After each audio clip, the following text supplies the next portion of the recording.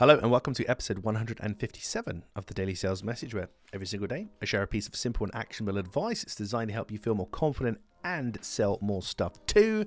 If you're new around here, my name is James Newell. I've got a cough at the moment, so sorry about that. But I teach people how to sell for a living in between being unwell. And for me, it comes in two distinct parts. It comes down to having a clear sales message so people understand what you're trying to sell to them, and also having selling confidence, the ability to be relaxed, comfortable, confident in a selling situation. In today's episode of the Daily Sales Message, I'm basically going to brag.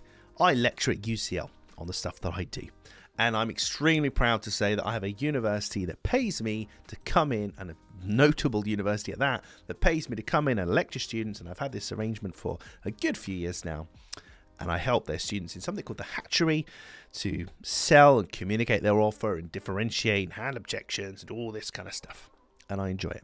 A little while back, one of the students quite rightly questioned me on the name of my business, Clear Sales Message. And at the time, I was not sure, but now I totally agree with them. I won't change the name of my business, but I do reference this nearly every single day now.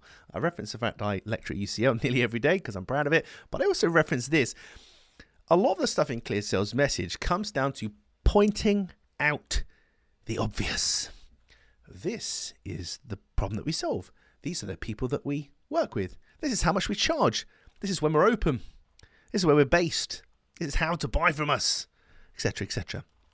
A lot of the stuff in Clear Sales Message, the simplification of somebody understanding what you do, is about pointing out the obvious. So this student suggests I should actually be called Obvious Sales Message. Cheeky little rascal that they were, but all due respect to them, I think they're onto something. So today I want you to think about that.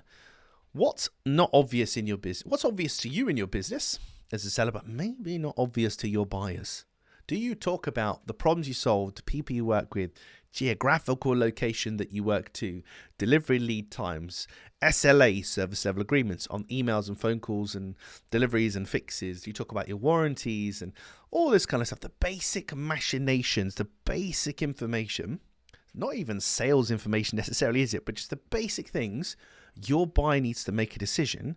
Are you actually giving them that stuff? Because I come across a ton of businesses that just aren't, because they presume people know, because it's not obvious to them. Now, you can't really do this exercise yourself. You have to get somebody else to do it for you. And you've probably had this from clients. You probably get the same questions again. Oh, they're asking us, when we're open and blah, blah, again. Ha, ha, ha, ha. The clues are there. You'll be asked obvious questions all the time. Make sure you answer them. Make sure you're prepared for them. Make sure that you don't just have a clear sales message, you have an obvious sales message, because as cocky as I thought that student was when they suggested it, with all due respect to them, they're absolutely right. We don't tell people the obvious things they need to know to make buying decisions from us. And not being obvious is an expensive hobby, I can assure you.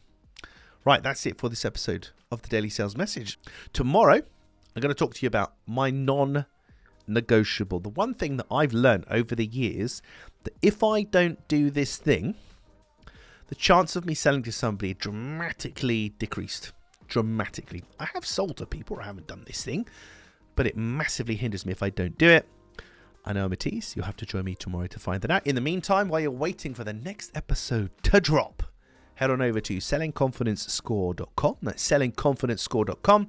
There is a 20 yes/no question, 2-minute scorecard that you can take, where you can find out just how well or how badly you might be doing at selling in 4 distinct areas.